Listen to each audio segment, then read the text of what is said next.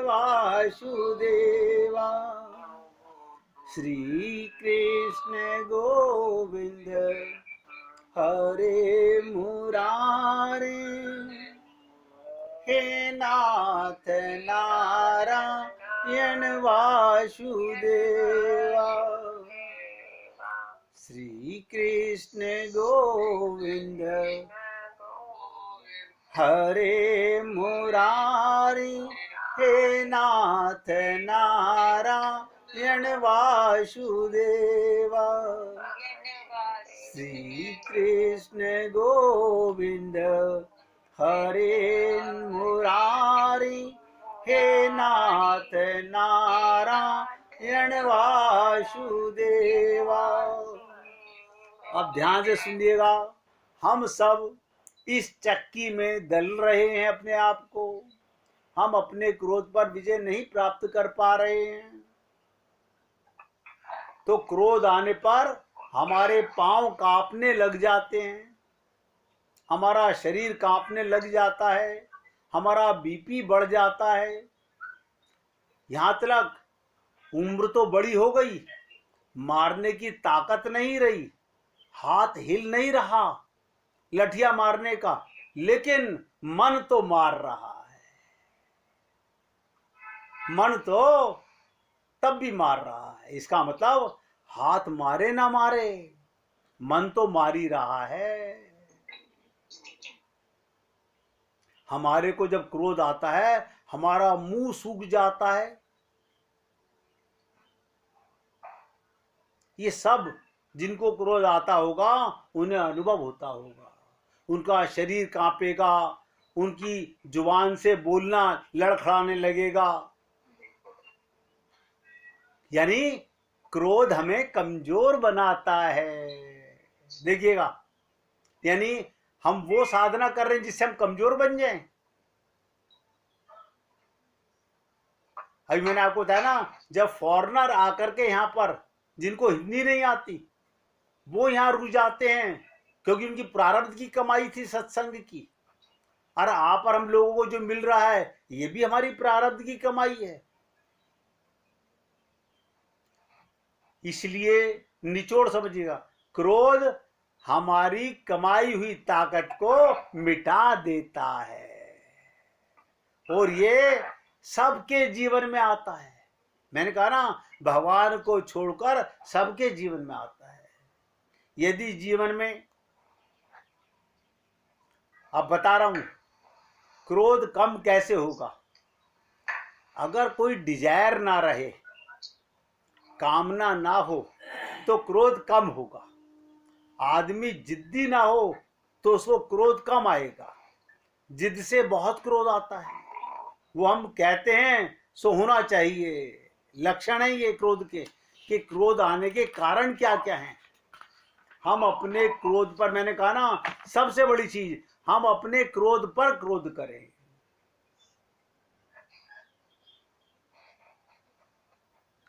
ध्यान दीजिएगा, हम सब को अपने जीवन से ही अनुभव हो जाएगा। कैसे? आप जरा अपने जीवन में देखिए, बच्चे की बात कोई कीमत नहीं है, बच्चा कोई बोल रहा है कोई कीमत नहीं है।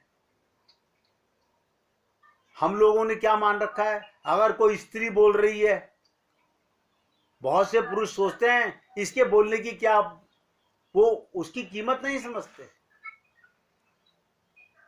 हम अगर बाप से ज्यादा पढ़ जाएं तो बाप की बात की कीमत नहीं महसूस करते। आजकल हम क्या कहते हैं, सबके मन में जो मैं कह रहा हूं वो ठीक है। जो अपने को ठीक समझता है और बाकी सारी दुनिया को गलत समझता है, उसके सारी दिल में, सारी दुनिया पर क्रोध आता रहेगा। जो बच्चे से भी, कई बार ऐसा होता है, आपने बच्चे को गलत डांट दिया, आपको एहसास हुआ कि मेरी गलती थी, आपने भगवान से हाथ जोड़ के कहा, प्रभु मैंने बच्चे पे गलत गुस्सा कर दिया। अगर आपने बच्चे से भी सॉरी फील कर लिया तो समझ लीजिएगा आपने भगवान का सम्मान किया है। जो व्यक्ति अपने को ठीक समझता है, बाकी सबको गलत समझता है, यही तो अभिमान है। ऐसे लोग अपने ही क्रोध से, अपनी ही बुद्धि से, अपने ही विचार से हिप्नोटाइज हो जाते हैं और दूसरों के बताने पर भी अपनी गलती को जांचने की, जांच पड़ताल करने के लिए तैयार नहीं होते। तुम कितना भी कहो वो मानेगा नहीं। अब बता दूं उनका जीवन कैसा होता है। ऐसे लोगों का जीवन परिणाम रूखा, सूखा, भूखा हो जाता है। यानी उनके पास कोई भी व्यक्ति बैठना पसंद नहीं करता। भगवान आपसे क्या चाहते हैं, ध्यान दीजिएगा। इसी कलयुग में ऐसे ऐसे भक्त हुए भगवान के। गिरिराज जी पर आप लोगों ने कभी किसी सत्संग में या किसी संत के मुख से सुना हो। श्रीनाथ जी के एक भक्त थे जिनका नाम था कुंभन दास। उनका नाम था कुंभन दास जी। गोवर्धन की तलैटी में रहते थे। अब देखिएगा वो भक्त भगवान के कैसे भक्त थे। एक बार की बात, भक्त कुंभन दास जी भगवान श्रीनाथ जी के पास गए। ऐसा नहीं, भगवान भी उनके पास आते थे। भगवान आपके पास भी आने को तैयार होते हैं। आप बुलाओ तो आ जाएं। आप क्या कहते हो, अच्छा प्रभु जी कल फिर आएंगे मंदिर में दर्शन करने के लिए। अब प्रभु जी हमने आपका भोग लगा दिया, आप आराम करो, अब हम संसार का काम कर लें। भगवान तो 24 घंटे आपके साथ रहना चाहते हैं। तो कुंभन दास जी भगवान श्रीनाथ जी के पास गए और उन्हें जाकर देखा। श्रीनाथ जी, ध्यान दो भगवान से कितना संबंध था। अपना मुंह लटका के बैठे हुए श्रीनाथ जी। बताइए, भगवान ने मुंह लटका रखा है। कुंभन दास जी बोले, प्रभु क्या हुआ, मुंह फुलाए क्यों बैठे हो। देखिएगा भगवान से कह रहा है कुंभन दास, आप मुंह फुलाए क्यों बैठे हो। श्रीनाथ जी बोले, क्या बताऊं कुंभन, आज माखन खाने का मन कर रहा है। आज माखन खाने का मन कर रहा है। तो कुंभन दास जी बताओ प्रभु क्या करना चाहिए और माखन कहां से लाएं। तो श्रीनाथ जी ने क्या कहा कुंभन से, देख कुंभन, एक गोपी है जो रोज मेरे दर्शन करने आती है और मोते बोले, प्रभु मोए अपनी गोपी बना लो। रोज मुझसे कहती है मुझे अपनी गोपी बना लो। सो आज वहां के घर चलते हैं। देखिएगा भगवान कह रहे हैं अपने भक्त से, आज उस गोपी के घर चलते हैं। कुंभन दास जी, प्रभु अगर काऊ ने देख लियो तो का होएगो, आप भी पिटोगे और मैं भी पिटूंगा। श्रीनाथ जी बोला, कौन देखेगा। क्या बोले, ध्यान से सुनो, आज उसके घर में शादी हो रही है। क्या बोले, आज उसके घर में शादी हो रही है। सब बारात में गए हुए हैं, घर पर सब गोपी ही गोपी हैं। पहले जमाने में स्त्रियां बारात में नहीं जाती थी, केवल पुरुष जाते थे। और आजकल जो देखने में आता है, स्त्रियां ज्यादा जाती हैं, पुरुष कम जाते हैं। समय का फेर है। तो भगवान बोले, सारी गोपियां घर में हैं, हम चुपके से जाएंगे, इससे किसी को पता भी नहीं चलेगा। कुंभन दास जी, ठीक प्रभु। क्या बोले, बिल्कुल ठीक है प्रभु। अब ध्यान से सुनिएगा। कुंभन दास जी, ठीक है प्रभु, मैं बूढ़ा और तुम हट्टे कट्टे हो, कोई बात है। अगर कुछ बात वहां फैल गई तो छोड़ के मत भाग जाना मेरे को। भगवान से कह रहे कुंभन दास, मैं बूढ़ा आदमी और तुम जवान बच्चे हो, छोड़ के मत भाग जाना। श्रीनाथ जी बोले, पक्का साथ साथ भागेंगे। कोई गोपी आ गई तो नहीं तो माखन खा के चुपचाप भाग आएंगे। श्रीनाथ जी कुम्मन दास जी दोनों गोपी के घर में जाने के लिए निकले और चुपके से घर के बगल से एक छोटी सी दीवार से होकर जाने की योजना बनाई। दीवार फांद के कूद जाएंगे अंदर। श्रीनाथ जी कुम्मन तुम लंबे हो, देखो भगवान कह रहे हैं मैं तो बच्चा हूं, तुम लंबे हो। ठीक है प्रभु। कुम्मन दास जी प्रभु को ऊपर चढ़ा लिया। अब प्रभु ने कुम्मन दास जी को और दोनों गोपी के घर में घुस गए। माखन खाने लगे। प्रभु खा रहे थे और अपने भक्त कुम्मन दास को भी खिला रहे थे। खा रहे थे और कुम्मन दास को भी खिला रहे थे भगवान।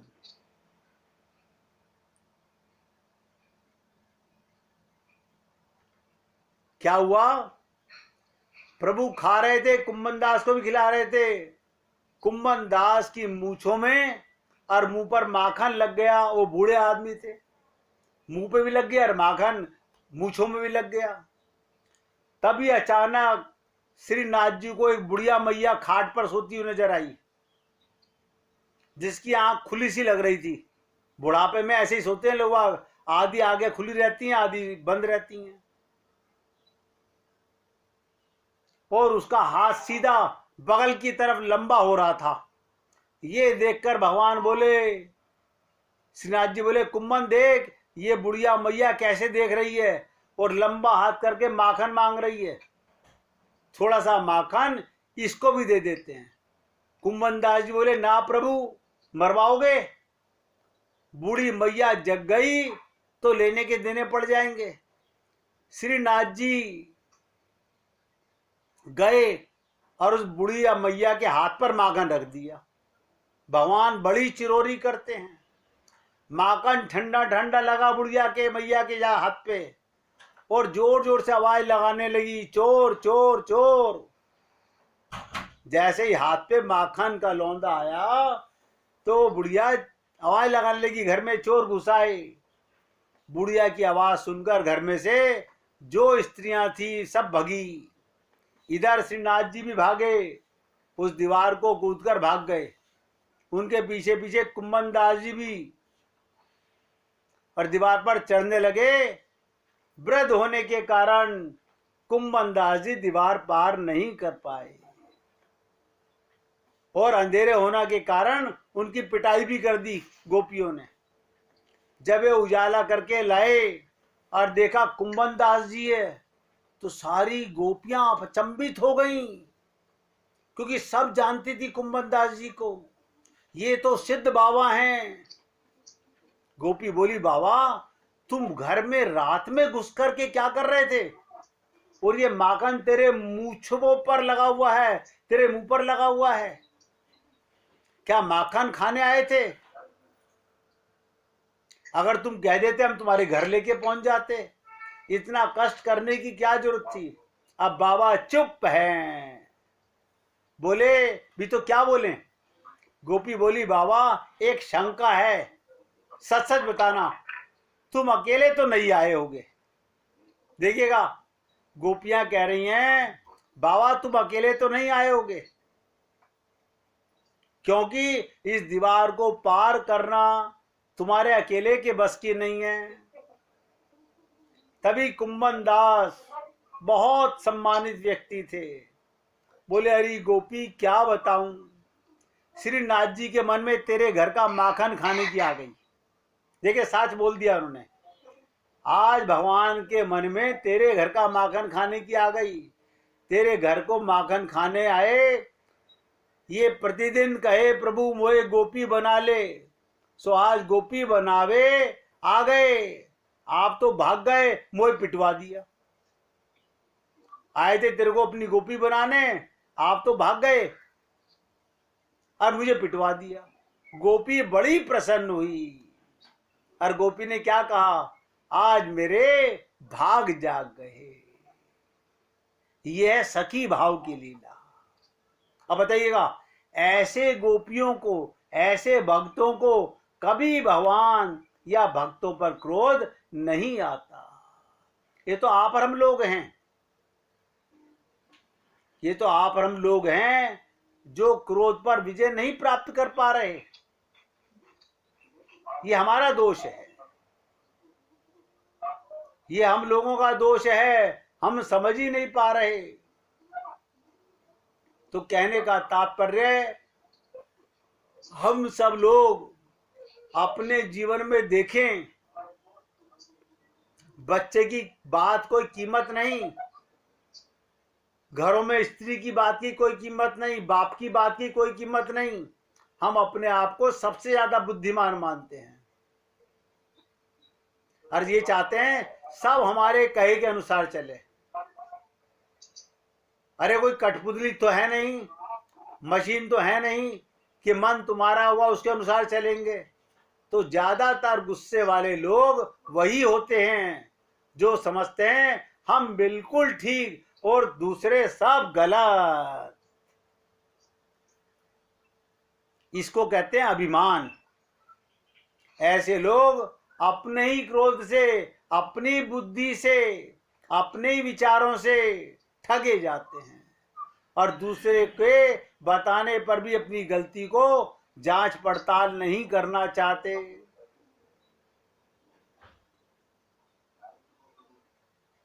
तो मेरे भाई, मैं आप सब भक्तों से प्रार्थना कर रहा हूं। मैंने आपसे कहा, जब तक भगवत प्राप्ति ना हो जाए हम क्रोध पर विजय नहीं प्राप्त कर सकते। तो क्रोध आएगा, क्रोध के आने पर आपको अपना संतुलन बनाए रखना है और अपने क्रोध पर क्रोध करो कि तू फिर आया। अगर आपने एक बार अपने क्रोध को डांट दिया तो अगली बार उसकी आने की हिम्मत नहीं पड़ेगी। इसलिए संत महात्मा लोग कहते हैं, क्रोध के नशे में आकर अपनी बुद्धि को संकीर्ण मत रखो, सबकी बुद्धि का आदर करो। तुम्हारे हृदय में परमेश्वर के प्रति पूर्ण प्रीति आएगी। अमृत जीवन प्राप्त करने का यही उपाय है। ध्यान से सुनिएगा, काम और क्रोध को जीतने का एक यही उपाय है। क्या आप क्रोध पर विजय पाना चाहते हैं?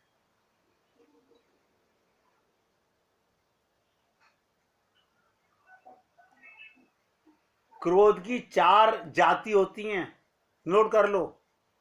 काम, क्रोध, लोभ और भय। श्रीमद् भागवत महापुराण के 7वें स्कंद में बताया गया, संकल्पों के परित्याग से काम को जीतो। संकल्प करो अपने जीवन में, अब संसार में नहीं भटकना, अब केवल भगवान से प्रेम करना है। आप पा जाओगे भगवान को। संकल्प तो करो। कामनाओं के परित्याग से क्रोध को जीतो। बहुत गहराई से सुनिएगा, मैं बोल तो रहा हूं, आप कितना समझ पा रहे हैं? संकल्प के परित्याग से काम को जीतो। मुझे अब इंद्रियों का गुलाम नहीं रहना। संकल्प करो अपने जीवन में, मुझे भगवान को ही पाना है। और कामनाओं के त्याग से क्रोध को जीतो। क्यों? कामना पूरी नहीं होती तो क्रोध आता है। संसारी लोग इसे ही अर्थ कहते हैं। उसे अनर्थ समझकर लोभ को जीतो। सांसारिक कमाई, ध्यान दो, अर्थ नहीं अनर्थ है। और 99% लोग संसार में सुख मानकर अपने आप को भूले हुए हैं। अपने आप को आत्मा मान के विचार करो और शोक और मोह पर संतों की उपासना के द्वारा जीतो। हमारे अंदर शोक और मोह ये बहुत बड़ी बीमारी है। देखिएगा, हमें तत्व ज्ञान हो गया कि हम आत्मा हैं, और आत्मज्ञान होने के बाद भी हम भूल जाते हैं। एक तरफ तो कहते हैं राम मरे तो मैं मरूं, और फिर किसी की भी शरीर की मृत्यु होते ही हम शोक सभा में डूब जाते हैं। और हमने आपसे कहा था कल भी कि मोह सकल व्याधिन कर मूला, और तीन ते पुनः उपजय बहुसूला। अब हाथ नोट कर लो। मोह के कारण ही काम, मोह के कारण ही क्रोध, मोह के कारण ही लोभ, और मोह के कारण ही भय होता है। ये मोह ही इनकी जननी है, मोह इनकी माँ है, ये उसके बच्चे हैं। जैसे भक्ति के दो बच्चे हैं, ज्ञान और वैराग्य। भक्ति आएगी तो ज्ञान,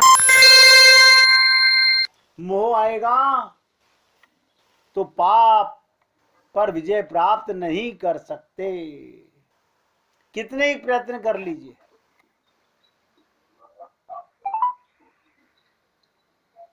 इसलिए मैं आप सभी से निवेदन कर रहा हूं, हमें अपने आप में ये बात समझनी और जीवन में उतारनी चाहिए।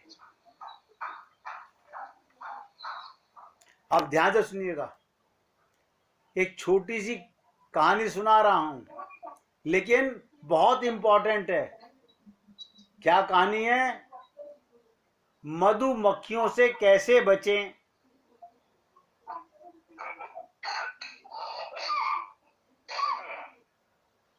एक अनजान व्यक्ति ने मधुमक्खियों का छत्ता छेड़ दिया। उसे पता नहीं था, वो ऐसे ही सब में डंडी मारता जा रहा था। उसकी आदत थी पेड़ में डंडी मारना, पत्ते तोड़ना। जब मधुमक्खी का छत्ता आया, उसने उसमें भी मार दिया। अब झुंड की झुंड मक्खियां उस पर टूट पड़ी। झुंड की झुंड मधुमक्खियां उस पर टूट पड़ी और काटने लगी। यहां तक आपको क्या बताऊं, मेरे एक मित्र थे, फुटबॉल के दिल्ली कॉलेज के स्टेट प्लेयर थे। इंद्रलोक गंदे नाले पर साइकिल से जा रहे थे, उनके ऊपर मधुमक्खियों का छत्ता आया और वो गंदे नाले में कूद गए, मर गए।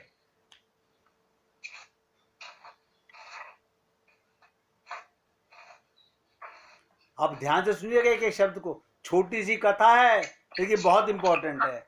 इससे पहले भगवान का